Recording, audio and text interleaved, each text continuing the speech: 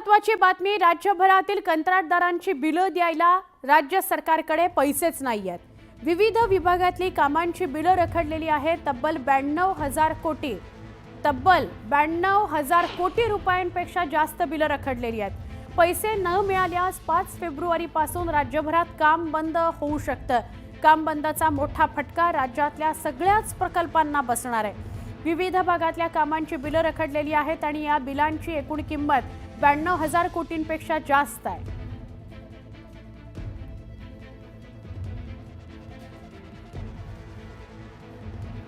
ठाकरे गटाचं मुखपत्र असलेल्या सामनामधून अर्थसंकल्पावर टीकेची झोड उठवण्यात आली आहे। अर्थमंत्री निर्मला सीतारमण यांचा खडूस असा उल्लेख अग्रलेखात करण्यात आलाय।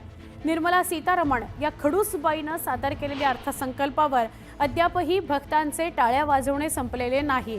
जणू काही सामान्य जनता आणि मध्यमवर्गीयांच्या घरावर सोन्याची कौलच चढणार आहेत असा उल्लेख सामनात करण्यात आलेला आहे।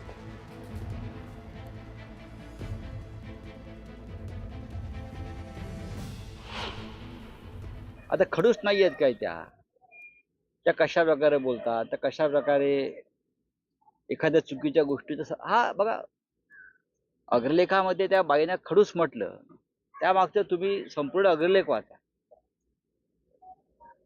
अर्थमंत्री पदाची व्यक्ती खडूसच असते, कठोर असते आणि दयाबुद्धीनं काम न करणारी असते।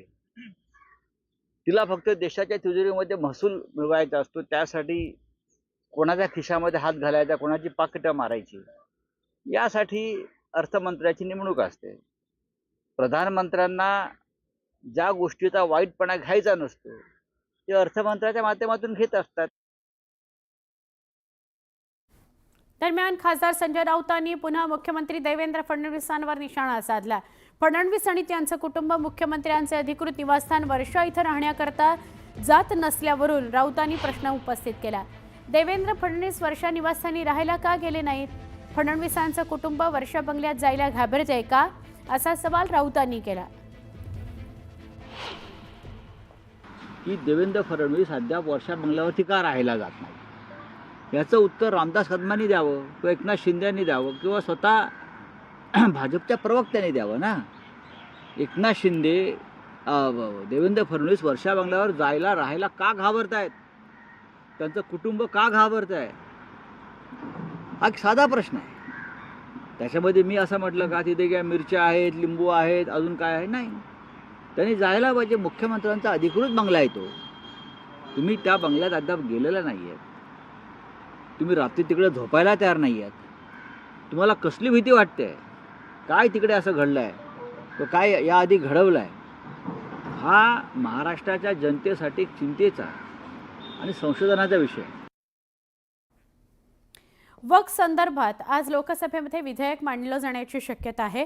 हे विधेयक कुठल्या परिस्थितीत लोकसभेत पारित करण्याचा केंद्र सरकारचा प्रयत्न आहे, या संदर्भात शिवसेना खासदार नरेश म्हस्के यांच्यासोबत आमच्या दिल्लीचे प्रतिनिधी प्रशांत लीला रामदास यांनी बातचीत केली।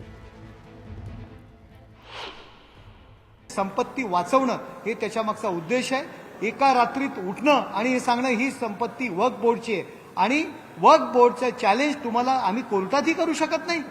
हे चाललंय काय, आणि त्याकरता हे सुधारणा विधेयक आणलेलं आहे। त्याच्यामध्ये कलेक्टरांचा अंतर्भाव केलेला आहे, महिलांचा अंतर्भाव केलेला आहे, विविध घटक ज्यांची संपत्ती तुम्ही हडप करताय त्या समाजातील, त्या धर्मातील जे वेगवेगळे पंथ आहेत त्यातील त्यांचे प्रतिनिधी सुद्धा त्याच्यामध्ये आम्ही इन्व्हॉल्व करतोय आणि त्यांच्यावर आम्ही ठेवलेला आहे, त्यांच्यावर मुभा ठेवलेली आहे की वक्फ बोर्डमध्ये राहायचं की नाही त्या पंथांनी ठरवणं पाहिजे, कारण ही लोकशाही आहे। केवळ मुस्लिमांची मतं मिळवणं हा त्याच्यामागचा उद्देश आहे।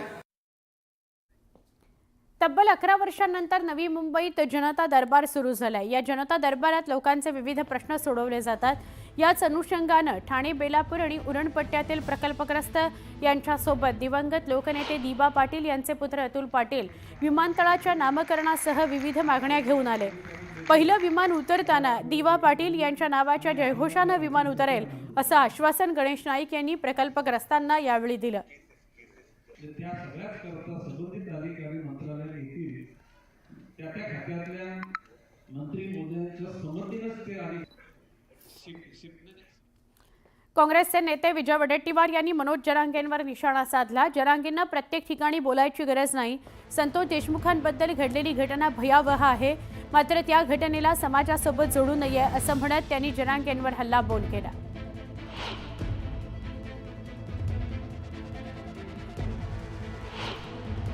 काल देशमुखांच्या संदर्भात खरं तर जरांगे पाटीलला प्रत्येक गोष्टीमध्ये कुदायची गरज नाही, पण प्रत्येक ठिकाणी जरांगे येतात. हे विषय वेगळा होता, त्यांनी त्याला तसं स्वरूप देण्याचा प्रयत्न केला. कोणीही असू देत, सुरेश धस जसा एकदम स्ट्रेट फॉरवर्ड बोलत आहे, पण त्यानंतर त्यांची भूमिका ही जरा बॅलन्सच होती. मी त्याचं समर्थन करतो असं नाही, परंतु एकदम कुठलीही गोष्ट त्याला समाजावर नेणं, ना देशमुखांनी नेऊ नयेत, ना वाल्मिकच्या पाठीराख्यांनी नेऊ नये. हे न्याय मागायचं असेल तर हे न्याय, जी घटना घडली इतकी भयावह आहे त्या देशमुखाच्या संदर्भात, त्याचं समर्थन करणारा हा माणूस नालायकच असतो. पुण्यामध्ये पोलीस मुख्यालयाजवळ कर्मचाऱ्यांना राहण्यासाठी राजगड आणि शिवनेरी या 2 22 मजली इमारती उभारण्यात आल्या आहेत. पोलिसांचं राहणीमान उंचावण्याकरता अत्यंत उच्च दर्जाच्या या इमारती बांधण्यात आल्या आहेत. पण आता या इमारतीचं सार्वजनिक वीज बिल कुणी भरायचं यावरून वाद निर्माण झाला आहे. पुणे पोलीस आयुक्तालयानं हे वीज बिल न भरल्यानं महावितरणनं या इमारतींचा वीज पुरवठा खंडित केलाय. त्यामुळे पाणी पुरवठ्याच्या मोटार आणि लिफ्ट बंद पडल्यानं पोलीस कर्मचारी आणि त्यांचे कुटुंबीय हैराण झालेत. तब्बल 22 लाख रुपये वीज बिल थकीत असल्यानं महावितरणनं ही कारवाई केली आहे. या संदर्भात पालकमंत्री अजित पवार यांच्याकडे पोलीस कुटुंबियांनी व्यथा मांडली असून तातडीनं यातून मार्ग काढावा अशी मागणी करण्यात आली आहे. लाईटीचं बिल हे शासन मार्फत भरल्या जातं, पण ते काय अद्याप भरल्या गेलं नाही. त्याच्यामुळे त्यांनी आम्हाला ते 15 दिवसाची मुदत देतात, 15 दिवसाची सांत्वना देतात, मुदत देतात आणि नंतरून परत लाईट कट होते. हा प्रॉब्लेम असा जो आम्हाला 6-7 महिने झाले फेस करावा लागतोय. पाण्याचा खूप दिवसापासून प्रॉब्लेम चालू आहे, लाईटीचा पण प्रॉब्लेम चालू आहे, लिफ्टचं येणं जाणं. लहान मुलांना म्हणजे कसं पाहणार नाही का, लहान मुलं पाणी नाही. पाण्याचा प्रॉब्लेम एक 5-6 महिने झालं चालूच आहे हा प्रॉब्लेम. याचं काही कारण समोर आले काही पाणी नसलं? कारण लाईट नसल्यामुळे होतं तसं नाही. लाईट नसल्यामुळं पाणी पण वर चढणं अवघड होतं. याची कंप्लेंट वगैरे केली आहे? कंप्लेंट वगैरे केलेली आहे ना, पण काहीच म्हणजे तात्पुरतं येतं पाणी, परत आहे ते चालूच राहतं पाण्याचं प्रॉब्लेम. शासनाकडनं एवढंच अपेक्षा आहे की फक्त लाईट आणि पाणी व्यवस्थित आम्हाला द्यावा. बाकी आमची अपेक्षा काही नाही.